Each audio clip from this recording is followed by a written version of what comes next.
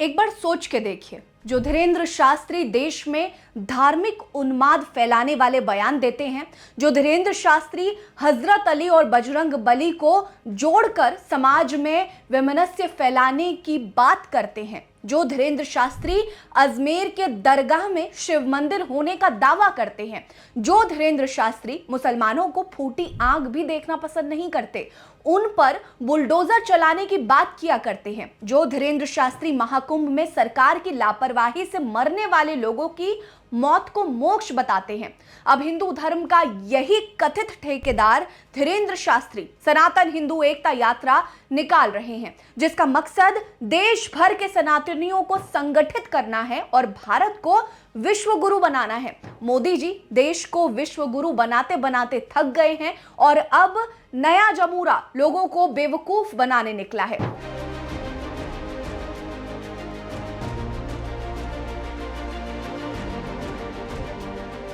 7 नवंबर को दिल्ली से ये यात्रा शुरू हो गई है और 16 नवंबर को मथुरा में इस यात्रा का समापन होगा। इस यात्रा में बढ़ चढ़कर बीजेपी के नेता हिस्सा ले रहे हैं और इस यात्रा का उद्देश्य राम राज्य स्थापित करना बता रहे हैं। भारत को विश्व गुरु राम राष्ट्र बनाने के लिए सनातनियों की एकता के लिए एक होना पड़ेगा। याद कीजिए वो दिन जब भाजपा और पीएम नरेंद्र मोदी जी ने भारत की जनता को विश्व गुरु बनाने का सपना बेचा था और पूरा देश उनके बहकावे में आ गया था। लेकिन 11 सालों से सत्ता का सुख भोग रही वादा वीर भाजपा अभी तक अपने इस वादे को पूरा नहीं कर पाई है और ना ही इनके द्वारा ऐसे कोई काम हुए हैं जिससे ये कहा जाए कि भारत को विश्व गुरु बनाने का प्रयास किया जा रहा है। ऐसा कुछ हुआ ही नहीं है। हाँ, ये जरूर हुआ है कि भाजपा के तमाम नेता कई मौकों पर महामानव यानी कि मोदी जी को विष्णु का अवतार और अलग अलग भगवानों के अवतार बता चुके हैं। अब इसी मोदी राज में भाजपा के नेता ये कह रहे हैं कि धीरेंद्र कृष्ण शास्त्री की ये यात्रा भारत को विश्व गुरु बनाएगी, भारत को हिंदू राष्ट्र बनाएगी। ध्यान दीजिए कि मथुरा में इस यात्रा का समापन होना है और मथुरा वही जगह है जहां शाही ईदगाह मस्जिद को लेकर कानूनी लड़ाई चल रही है। ऐसे में दिल्ली से यात्रा निकालकर मथुरा में यात्रा का समापन करना अपने आप में भी कई तरह के सवाल खड़े करता है। बाबरी मस्जिद के दौर में भी कुछ ऐसा ही हुआ था। बाबरी को लेकर भी विवाद चल रहा था और तमाम हिंदूवादी संगठन इसके लिए प्रोटेस्ट कर रहे थे। 1992 में बाबरी से कुछ ही दूरी पर एक कार्यक्रम हो रहा था और एक नेताजी भाषण दे रहे थे। एकाएक इस कार्यक्रम में शामिल हुए लोगों ने सुरक्षा घेरे को तोड़ते हुए बाबरी पर हमला कर दिया था। अब धीरेंद्र कृष्ण शास्त्री की ये यात्रा मथुरा तक जानी है और मथुरा के मस्जिद को लेकर भी कानूनी लड़ाई चल रही है। हमें तो भाजपा नेताओं के वो बयान भी याद आ रहे हैं जिसमें उन्होंने कहा था कि अयोध्या तो बस झांकी है, काशी मथुरा अभी बाकी है। ऐसे में क्या भाजपा समर्थित धीरेंद्र कृष्ण शास्त्री की इस यात्रा का उद्देश्य सच में भगवान श्री कृष्ण की नगरी में इसकी समापन करना है या उसके जरिए शाही ईदगाह मस्जिद को टारगेट करते हुए जहर उगलना है? ये सवाल हर किसी के मन में है। मुस्लिमों के खिलाफ बयान देने वाले इस धीरेंद्र कृष्ण शास्त्री की यात्रा में दिल्ली के सीएम रेखा गुप्ता, कैबिनेट मंत्री कपिल मिश्रा, भाजपा के लोकसभा सांसद मनोज तिवारी और दिल्ली के पर्यावरण मंत्री मनजिंदर सिंह सिरसा भी नजर आए हैं। भाजपा नेता अश्विनी उपाध्याय ने भी एक वीडियो जारी कर इस यात्रा में जाने का ऐलान किया है। मौजूदा समय में दिल्ली घुट रही है। दिवाली के बाद से ही दिल्ली की हवा जहरीली हो चुकी है और AQI किसी दिन भी 350 से नीचे नहीं आया है। यानी दिल्ली की हवा में सांस लेने का मतलब है कि हर दिन हर आदमी 10-12 सिगरेट का धुआं अपने भीतर भर रहा है। लेकिन दिल्ली की स्थिति सुधारने और इसका समाधान करने के बजाय सीएम से लेकर पर्यावरण मंत्री तक धीरेंद्र कृष्ण शास्त्री की यात्रा में अपनी उपस्थिति दर्ज करा रहे हैं। भाजपा नेताओं का कहना है कि धीरेंद्र शास्त्री की इस यात्रा से हिंदू जागृत होगा और भारत हिंदू राष्ट्र बनेगा। भाजपा नेता हिंदू राष्ट्र का मतलब समझाते हुए इसे जातिवाद मुक्त भारत भाषावाद मुक्त भारत, क्षेत्रवाद मुक्त भारत और पंथवाद मुक्त भारत बता रहे हैं। इसे और करीब से समझिए। जातिवाद मुक्त भारत का मतलब भारत में कोई जाति नहीं हो, और पंथवाद का मतलब है जहां कोई पंथ नहीं हो, यानी लोगों की पहचान सिर्फ भारतीय हो। लेकिन दूसरी ओर तमाम ऐसे भाजपा नेता हैं जिनका मुंह खुलता है तो उनके मुंह से जाति और धर्म के अलावा कुछ नहीं निकलता। पीएम नरेंद्र मोदी के भाषणों से लेकर भाजपा के तमाम दिग्गज नेताओं के भाषणों तक करीब करीब हर नेता अपने भाषण में जाति और धर्म की बात करता है। वहीं अगर भाषावाद मुक्त होने की बात करें तो इतने सालों में भाजपा अपने शासित राज्यों को भाषावाद मुक्त नहीं करा पाई है, तो ये देश को क्या ही भाषा मुक्त करा पाएंगे। महाराष्ट्र में भाजपा की सरकार है और हर रोज महाराष्ट्र से ये खबर आती है कि हिंदी बोलने पर वहां लोगों की पिटाई हो गई।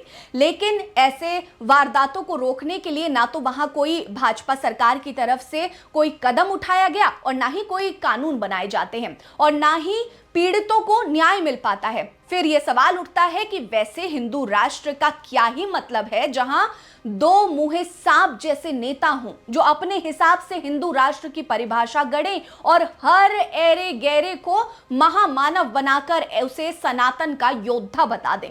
मजे की बात तो यह है कि यही भाजपा नेता सर्वे भवन्तु सुखिनः का जाप कर रहे हैं, जिसका मतलब होता है सभी सुखी हो। लेकिन जब आप पूरे भारत के लोगों के सुखी देखना चाहते हैं तो फिर धर्म और जाति की बात कहां से आ गई? और किसी ऐसे कथित धर्म गुरु को आपने देवतुल्य कैसे बना दिया जो सुबह शाम दूसरे धर्म के लोगों के लिए जहर उगलता हो? धीरेंद्र शास्त्री को आपने सनातन का योद्धा कैसे बना दिया जो महाकुंभ में भगदड़ में मरे लोगों का उपहास उड़ाता हो? ध्यान दीजिए कि धीरेंद्र कृष्ण शास्त्री को हिंदू धर्म के शंकराचार्यों ने भी स्वीकार नहीं किया है। देश में भाजपा की सरकार को 11.5 साल हो गए हैं, लेकिन भाजपा नेता खुद ये स्वीकार कर रहे हैं कि भारत में अनेक समस्याएं चल रही हैं। उनका कहना है कि भारत में घूसखोरी है, कमीशनखोरी है, जमाखोरी है, मिलावटखोरी है, कालाबाजारी है, नशा तस्करी है और मानव तस्करी भी है। भाजपा नेता अश्विनी उपाध्याय ने वीडियो जारी कर खुद कहा है कि भारत में जातिवाद है, भाषावाद है, क्षेत्रवाद है, मजहबी उन्माद है, अलगाववाद भी है, आतंकवाद है, माओवाद है, नक्सलवाद है। और इन नेताओं की माने तो ऐसी विकट समस्याओं का समाधान तभी हो सकता है जब सारे लोग धीरेंद्र कृष्ण शास्त्री की इस यात्रा में पहुंचे और एक आवाज में अपनी बात रखें। अरे इन हिंदू राष्ट्र के हिमायतियों को कौन बताए देश में चल रही घूसखोरी, कमीशनखोरी, तस्करी जैसी चीजें धीरेंद्र शास्त्री की यात्रा में आने से कैसे खत्म हो सकती हैं? अगर देश में आतंकवाद है, माओवाद है और नक्सलवाद है तो ये तो भाजपा सरकार की नाकामी है कि 11 सालों में 56 इंच की सरकार इतना भी नहीं कर पाई है। भाजपा नेताओं का कहना है कि इन सभी मसलों का समाधान तभी हो सकता है जब आप धीरेंद्र कृष्ण शास्त्री की इस यात्रा में पहुंचेंगे। साथ ही उत्तर से दक्षिण और पूरब से पश्चिम तक सब लोग मिलकर एक सुर में अपनी आवाज उठाएं, तभी कुछ हो सकता है। लेकिन मैं आपको बता दूं कि ऐसा कभी नहीं होगा, क्योंकि ये चाहते ही नहीं कि कुछ हो। आपको याद होगा कि कुछ सालों पहले ही देश में एक बड़ा किसान आंदोलन हुआ था। किसानों ने अपने हक की मांग की थी और उसके लिए लंबी लड़ाई लड़ी थी। किसानों ने एक सुर में अपनी आवाज बुलंद की थी, लेकिन नतीजा ये हुआ कि मोदी की सरकार में उन किसानों पर लाठियां बरसाई गई, उन्हें आतंकी कहा गया, उन्हें खालिस्तानी कह दिया गया। जब जब देश में लोगों ने अपनी परेशानियों के लिए आवाज उठाई है, सरकार से सवाल पूछा है, उनके साथ ज्यादती ही हुई है। ऐसे में कोई घूमते फिरते आकर अगर आपसे ये कह दे कि धीरेंद्र कृष्ण शास्त्री की यात्रा में जाने और आवाज उठाने से देश से भ्रष्टाचार खत्म हो जाएगा, तो आप बिना कुछ बोले जूते से उसका स्वागत कर लीजिएगा। कई भाजपा नेताओं का कहना है कि जब ब्राह्मण, क्षत्रिय, वैश्य और दलित धीरेंद्र कृष्ण शास्त्री की यात्रा में आएंगे और एक साथ अपनी आवाज उठाएंगे, तभी भारत विश्व गुरु बन पाएगा और भारत में राम राज्य की स्थापना हो जाएगी। भारत को विश्व गुरु बनाने का सपना बेचने वाले ये भाजपा नेता राम राज्य और सर्वधर्म संभाव की बात करते हैं, लेकिन अपनी लिस्ट में सिख, ईसाई, मुस्लिम और आदिवासियों को डालना भूल जाते हैं। मानसिक रूप से विकलांग हो चुके ये लोग अब खुले तौर पर ये कह रहे हैं कि भारत अभी पूरी तरह से आजाद नहीं हुआ है। कुछ साल पहले भाजपा नेता कंगना रनौत ने भी इसी तरह का कोई बयान दिया था और उन्होंने कहा था कि 2014 में भारत को असली आजादी मिली। अब भाजपा के दिग्गज नेताओं की ओर से भी ये कहा जा रहा है कि ये सीधे तौर पर देश की आजादी के संघर्ष में अपनी जान गंवाने वाले बलिदानियों का अपमान है। ये ताल ठोक कर कह रहे हैं कि भारत स्वतंत्र नहीं है। इनका कहना है कि भारत में सारे के सारे तंत्र गुलामी वाले चल रहे हैं। भारत में गुलामी का नाम चल रहा है, गुलामी का निशान चल रहा है, गुलामी की कुरीतियां चल रही हैं, गुलामी की शिक्षा व्यवस्था चल रही है, गुलामी की पुलिस व्यवस्था चल रही है, गुलामी की न्यायिक व्यवस्था चल रही है, गुलामी की व्यापार व्यवस्था चल रही है, गुलामी की चुनाव व्यवस्था चल रही है। इनका कहना साफ है कि हम कहने को हम स्वतंत्र हैं, लेकिन कोई तंत्र हमारा नहीं है, पूरा सिस्टम गुलामी का है। इनका कहना है कि भारत संप्रभु राष्ट्र भी नहीं है। इनके तर्क है कि संप्रभुता का मतलब होता है न गुलामी का नाम हो, न गुलामी की पहचान हो, न गुलामी का निशान हो, न गुलामी की कुरीतियां हो और ना ही गुलामी की कुप्रथाएं हो। इनके हिसाब से देश के हर राज्य, जिले और गांवों के नाम आज ही बदल देने चाहिए, क्योंकि गुलामी के दौरान भी तमाम जगहें उसी नाम से थी जिस नाम से आज हैं। पुराने संसद को तोड़कर हटा देना चाहिए। अंग्रेजों द्वारा बसाए गए शहर को उजाड़ देना चाहिए। यहां तक कि अंग्रेजों ने जिस रेल, सड़क और डाक सेवाएं शुरू की हैं, उन्हें बंद कर देना चाहिए और भारत को उसी दौर में ले जाकर खड़ा कर देना चाहिए, क्योंकि ये चीजें रहेंगी तो भाजपा नेताओं के सीने में कुलबुलाहट चलती रहेगी। भाजपा वाले कुरीतियों और कुप्रथाएं हटाने की भी बात करते हैं, लेकिन मोदी सरकार द्वारा पिछले 11 सालों में एक भी वैसा काम नहीं किया जिससे जमीनी स्तर पर यह संभव हो पाए। कुछ भी बोलने से पहले भाजपा के ये लोग सोचते भी नहीं है कि देश में लंबे समय से इन्हीं की सरकार है और फिर भी इतनी चीजें बेकार हैं, तो उसे सही क्यों नहीं किया गया या उन्हें ठीक करने से रोक कौन रहा है? कहीं ऐसा तो नहीं कि आपकी मानसिकता सब कुछ बदल कर मनुस्मृति लागू करने की है और भारत को फिर से राजशाही में धकेलने की है, क्योंकि एक स्वतंत्र लोकतंत्र में ऐसी चीजें कभी भी एक्सेप्ट की ही नहीं जा सकती।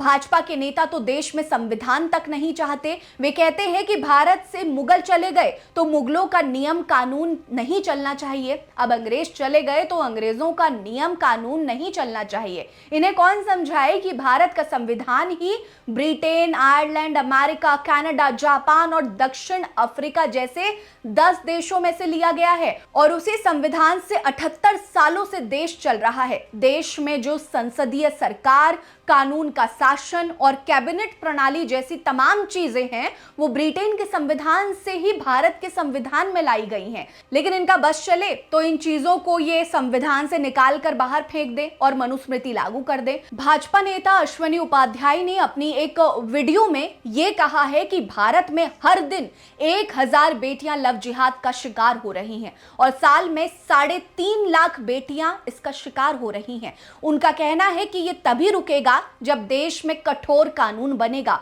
और कठोर कानून तभी बनेगा जब पूरब से पश्चिम और उत्तर से दक्षिण तक इसे लेकर आवाज उठेगी। दुनिया में सबसे ज्यादा लव जिहाद की घटना भारत में हो रही है। 1000 बेटियां पर डे लव जिहाद का शिकार हो रही हैं, यानी साल में 3.5 लाख बेटियां लव जिहाद का शिकार हो रही हैं। ये तभी रुकेगा जब कठोर कानून बनेगा और कठोर कानून तब बनेगा जब पूरब से पश्चिम, उत्तर से दक्षिण सब लोग जातिवाद, भाषावाद, क्षेत्रवाद छोड़ के उसको ऊपर उठ के राष्ट्रवाद के लिए आवाज उठाएंगे, तब जाके ये रुकेगा। इस महामानव को कोई ये बताए कि देश की जनता ने भाजपा को वोट देकर 3 बार जिताकर सत्ता में प्याज छिलने के लिए नहीं भेजा है।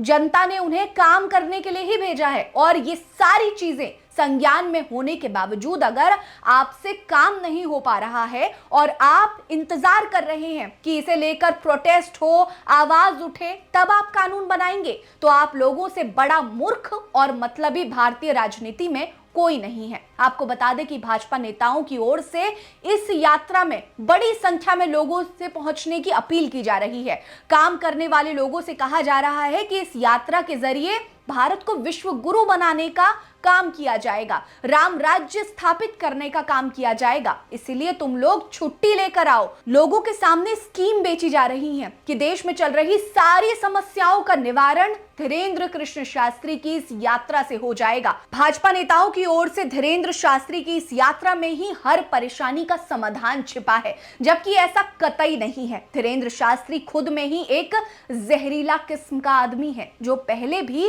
कई तरह के विवादित बयान दे चुके हैं और उन पर कई एफआईआर हो चुकी हैं। भारत वसुदेव कुटुंबकम पर चलता है, हर धर्म और पंथ के लोगों को अपनाता है, लेकिन ये नेता और धीरेन्द्र शास्त्री भारत के जमीर को ही बदलना चाहते हैं। ये भारत के संविधान को बदलना चाहते हैं। देश में हो रही परेशानियों के लिए कानून बनाना और उसे लागू करना सरकार का काम है, लेकिन बीजेपी 11 सालों से सत्ता में है और आज तक उनकी ओर से इन परेशानियों को खत्म करने के लिए कोई कदम नहीं उठाया गया। अगर देश में नशा का कारोबार है तो ये सरकार की नाकामी है, अगर धर्मांतरण हो रहा है तो ये सरकार की नाकामी है, अगर घुसपैठ भी हो रही है तो ये भी सरकार की नाकामी है। ऐसे में सरकार की नाकामियों से ध्यान भटकाने के लिए समय समय पर ऐसी चीजें की जा रही हैं और आज की बिकी हुई मीडिया भी सही सवाल पूछने के बजाय ऐसी घटिया यात्राओं को ही प्रचारित कर रही है। धीरेन्द्र कृष्ण शास्त्री की इस सत्ता समर्थित यात्रा पर आपकी क्या राय है? कमेंट करके बताइएगा जरूर। वीडियो को लाइक कर लीजिएगा और इसको शेयर जरूर करिएगा ताकि हर इंसान तक ये वीडियो पहुंचे और उनका अपना क्या पर्सपेक्टिव है इस यात्रा को लेकर वो हमें समझ आ सके। हमारे साथ बने रहिए। नमस्कार।